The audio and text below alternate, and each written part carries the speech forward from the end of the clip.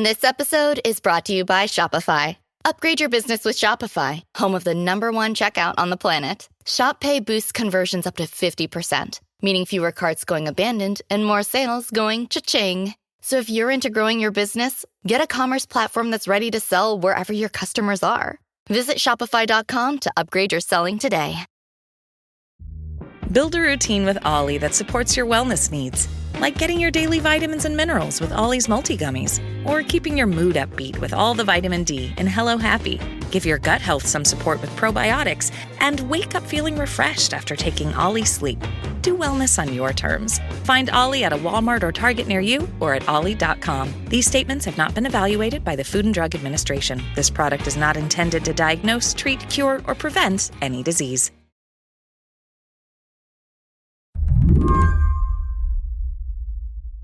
Karen, can you just tell me, how is the federal government working right now? Well, right now, the executive branch, I think, is running on overdrive. Karen Tumulty is a columnist for The Washington Post. I called her up to make sense of a 2-page memo that dropped Monday night and shook D.C. But honestly, it wasn't just this memo. The memo was the cherry on top of week 1 of Trump 2.0, a week that involved sudden firings, day 1 pardons, all of it resulting in bureaucratic shock. Trump is not doing anything that he didn't say or signal that he planned to do during the campaign. But it is just a fire hose. Yeah. I mean, it's causing a ton of confusion among federal workers. Like one of the more interesting places, I think, to hang out right now is the federal government channel on Reddit, because it's got like nearly 200,000 members. They're all swapping stories about how they're dealing with the change in administration. They're sharing weird emails they've gotten from the Office of Personnel Management, which is like the federal government's HR department. And there's definitely a sense of paranoia. Like almost everyone seems to feel like they have a target on their back. They could be fired. And, this is something. So the first time Trump came into office, it took him a while even to get people into place. And it's just very clear now that they had a battle plan ready to go. And one big part of it is essentially cleaning out what they consider to be their enemies within the federal bureaucracy. A Monday night missive from the Office on Management and Budget is the latest White House shockwave. It directs federal agencies to temporarily pause all activities related to disbursement of federal financial assistance, which set off a scramble to figure out what exactly that meant. The White House has said aid to individuals won't be impacted, and the memo specifically exempts Medicare and Social Security. But Medicaid and Head Start workers say they can no longer access the portal they use to make and disperse payments. So while it is not clear what's happening, it does not seem good. So this memo, it could withhold trillions of dollars in aid? Is that fair? Is that right? I think that is correct. Do we even know what's on hold here? No. It's just massive, massive confusion. Today on the show, Trump is grinding government to a halt. Will essential services slip through the cracks? I'm Mary Harris. You're listening to What Next? Stick around.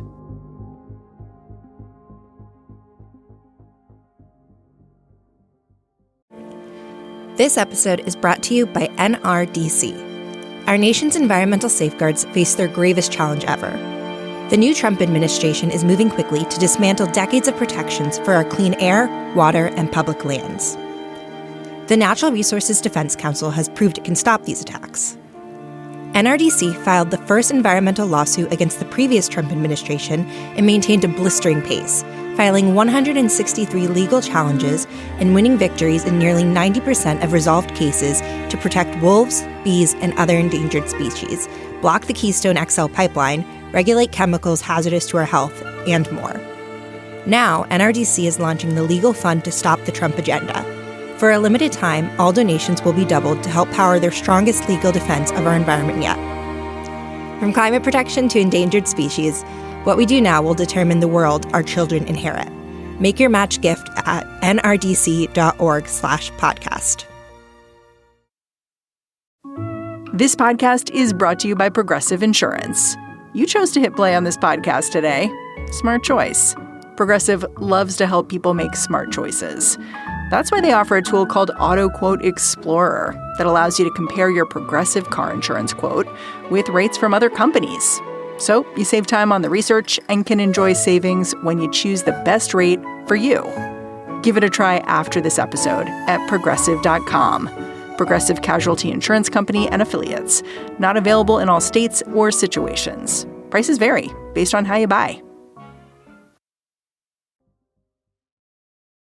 This memo, issued by the Trump administration, couches its sudden funding freeze as the will of the people, a way to unleash American energy and end wokeness. It calls out the use of federal resources to advance Marxist equity, transgenderism, and Green New Deal social engineering policies. And then it puts a whole lot of funding on ice for an indefinite period of time. But couching this change in over-the-top political language, to Karen Tumulty, it's a little strange. It's just not how being president usually works. These funds were appropriated before he was president. So, Congress had its own ideas about what this money was and how it was supposed to be spent. It was not appropriated on the priorities of a future administration. These funds are in the law. So let's talk about what the Constitution says about this move by Donald Trump. I know you and others have pointed out, this is directly unconstitutional. Explain why.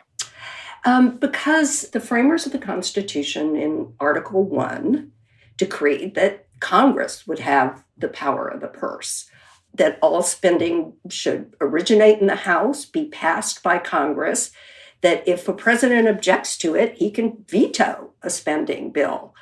But once a president has signed a bill into law, then that money is to be spent, and it is to be spent in the manner in which Congress has stipulated.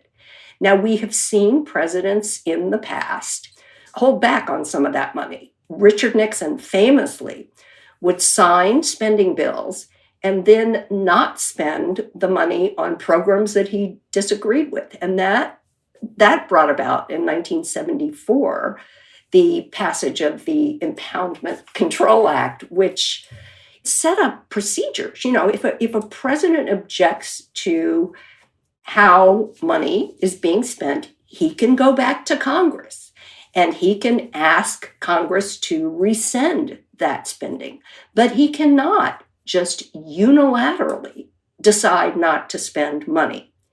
And that, it's worth remembering, was the reason that Donald Trump was impeached the first time. He delayed money that had been passed into law for military aid for Ukraine. But he was holding it back so that he could pressure Vladimir Zelensky to investigate Joe Biden. And that brought about his impeachment. Yeah, and it's worth noting that I know lawyers have been weighing in and saying it's not just that holding back the money permanently is a problem. Like, a delay is also said in the Impoundment Control Act to be problematic. You can't delay the funds either. You can delay them if, you're having sort of technical problems figuring out how to, there are reasonable delays, and then there are delays that are just a president expressing his political will. But the basic idea that presidents cannot just impound money, not spend money, has been held up in court. This is Congress's job.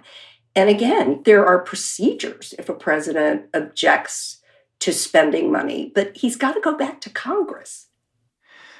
You've also said it's very clear that Congress has the power of the purse here, which raises this question to me. What can they do here? Well, there is a longer trend, and I think that goes back, it stretches over several presidencies, where Congress has been sort of ceding more and more of its power to the executive branch. And we have seen presidents getting kind of more and more vigorous with things like, executive orders and emergency declarations.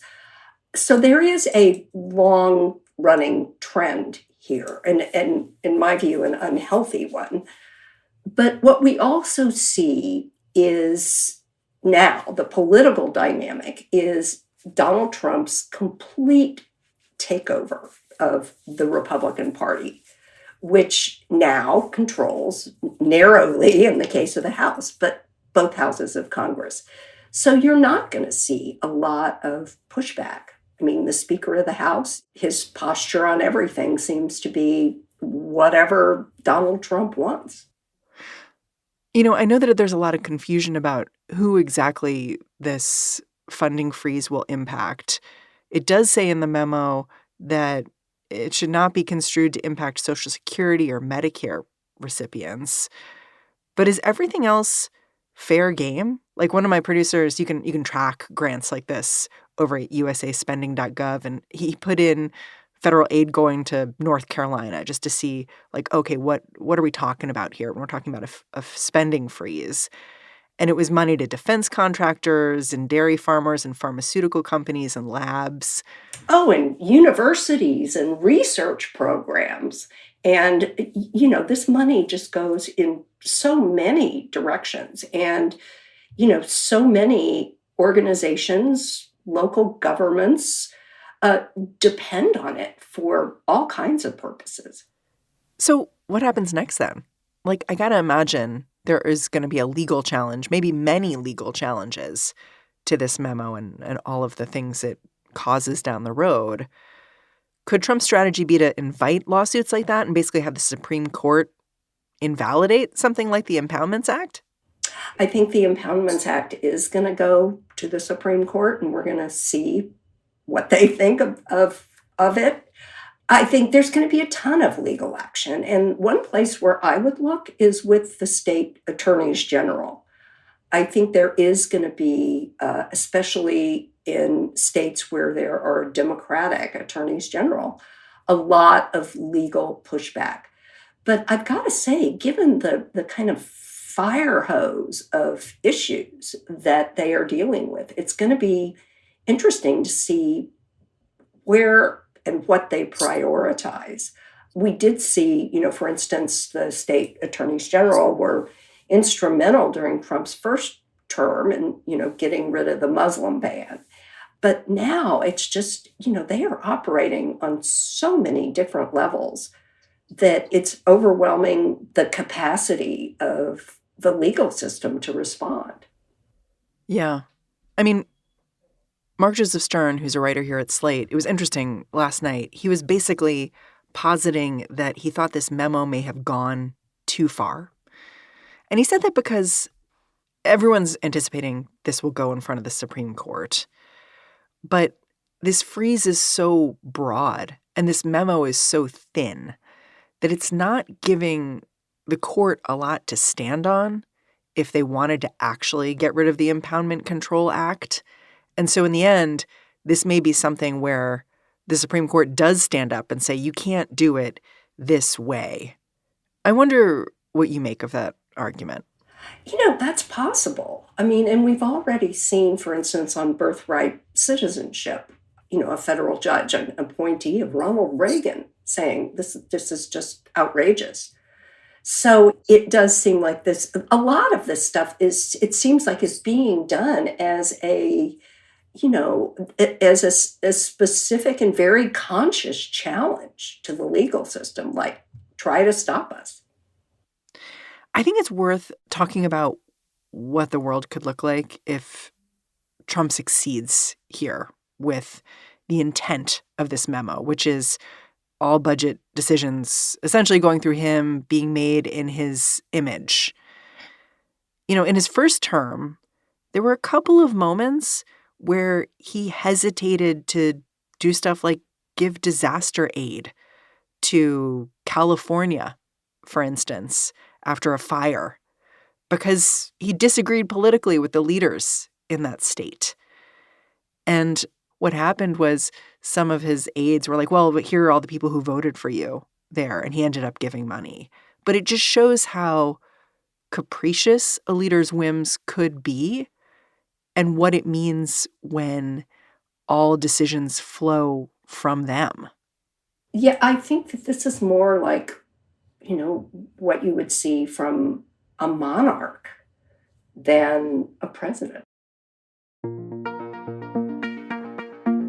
By the end of the day yesterday, a judge had officially blocked the White House aid freeze. After the break, how this new effort is just the latest way the president is looking to expand his power.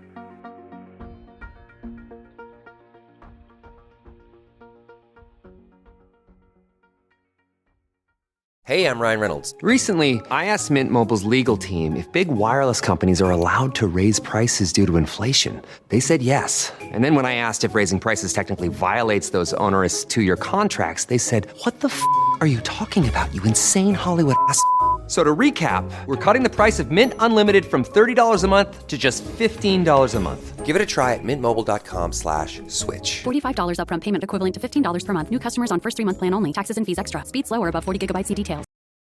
This episode is brought to you by LifeLock. The new year brings new health goals and wealth goals. Protecting your identity is an important step. LifeLock monitors millions of data points per second. If your identity is stolen, LifeLock's restoration specialist will fix it, guaranteed or your money back. Resolve to make identity health and wealth part of your New Year's goals with LifeLock. Save up to 40% your first year. Visit LifeLock.com/podcast. Terms apply. Hey, Slate listeners, it's Chris Molanphy, host of Hit Parade, Slate's podcast of pop chart history. On our latest episode, with a new Bob Dylan biopic collecting award nods, we're exploring Dylan's improbable legacy as a hitmaker. Just like Dylan himself, his career on the charts went through phases and reflected his a change in times. Join me for part 1 of Hit Parade, the Freewheelin' edition, out now wherever you get your podcasts. Or listen to the full episode now with your Slate Plus membership.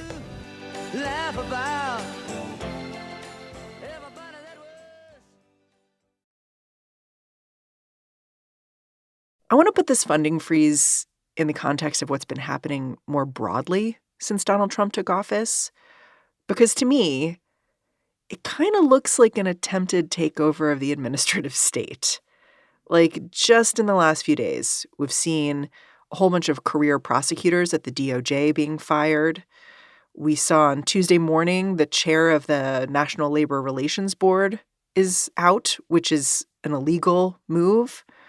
We've seen this attempted firing of inspectors general. We've seen work in places like the NIH being paused. Do you think I'm being too extreme when I frame it like that?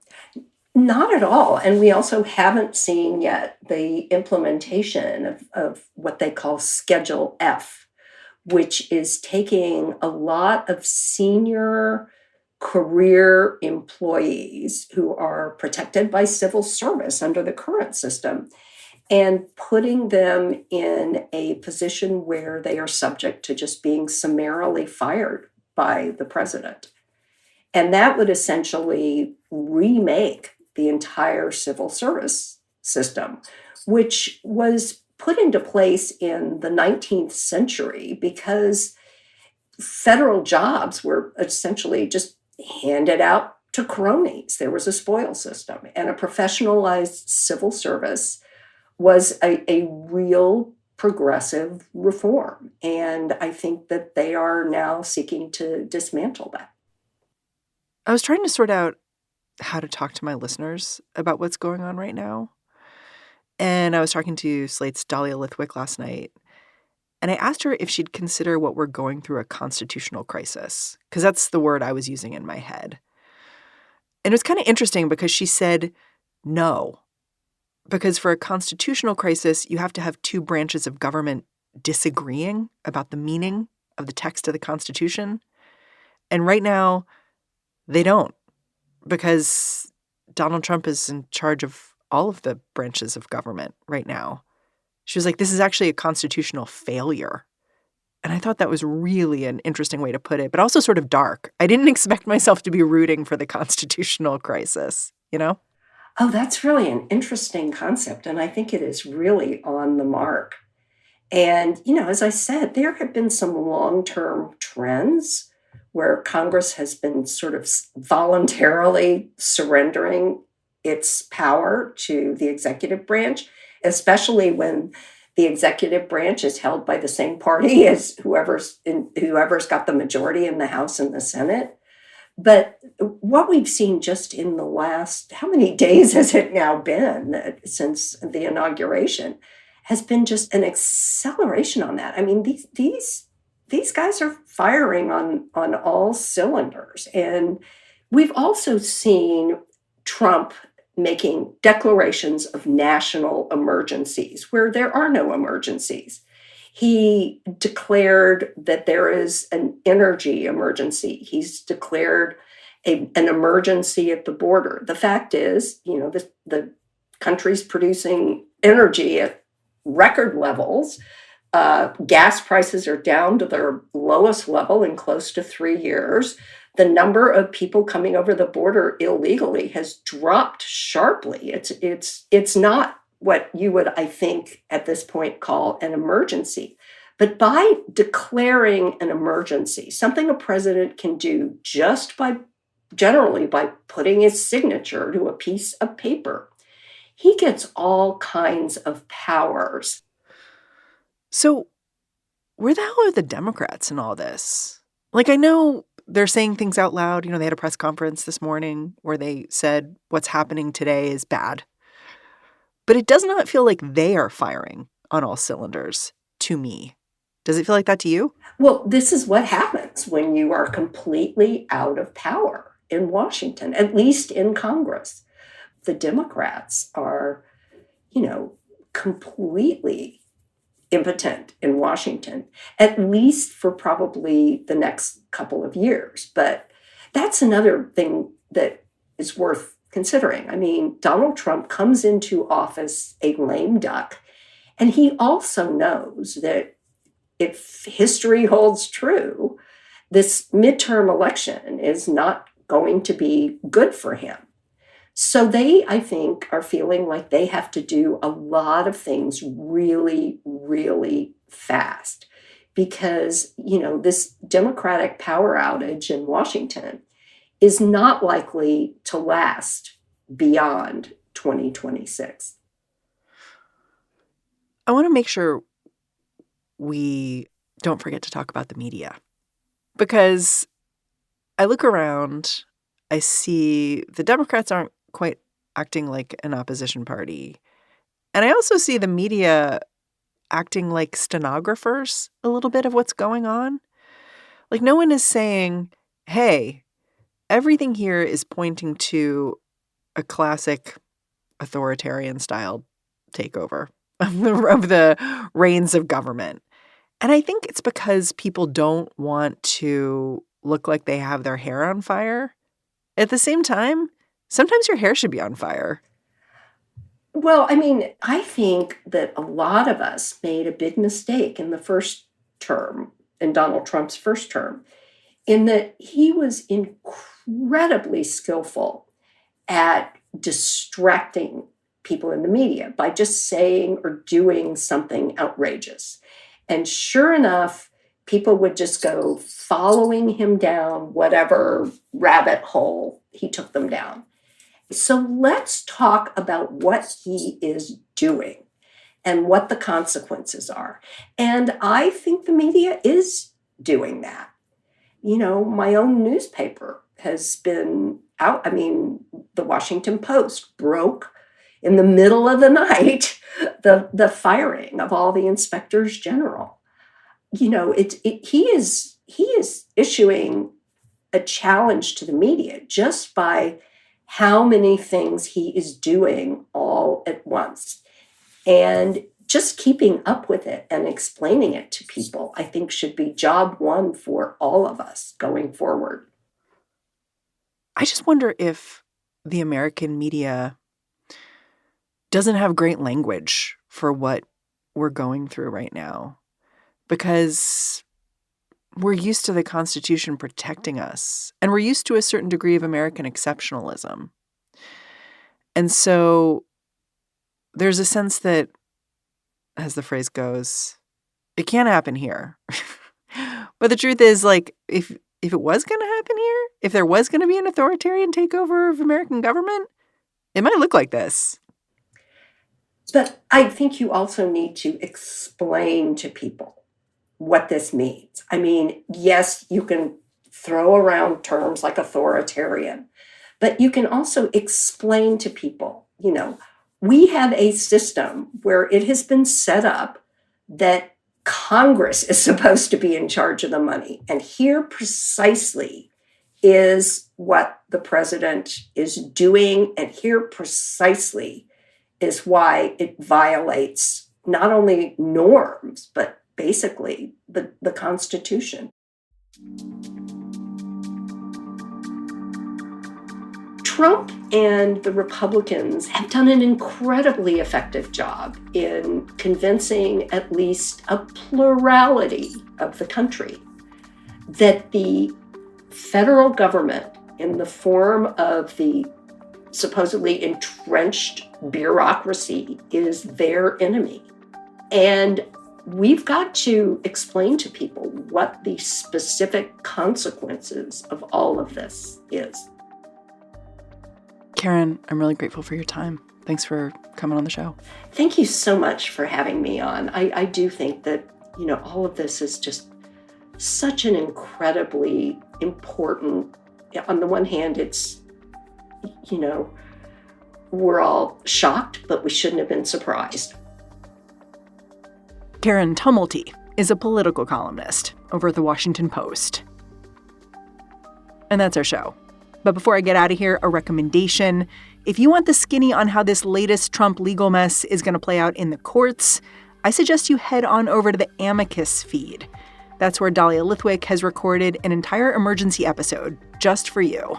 You're not going to want to miss it. What Next is produced by Paige, Osburn, Elena, Schwartz, Rob Gunther, Anna Phillips, and Madeline Ducharme. Ben Richmond is the Senior Director of Podcast Operations here at Slate. And I'm Mary Harris. You can go track me down on Blue Sky if you want. I'm at Mary Harris. Thanks for listening. Catch you back here next time.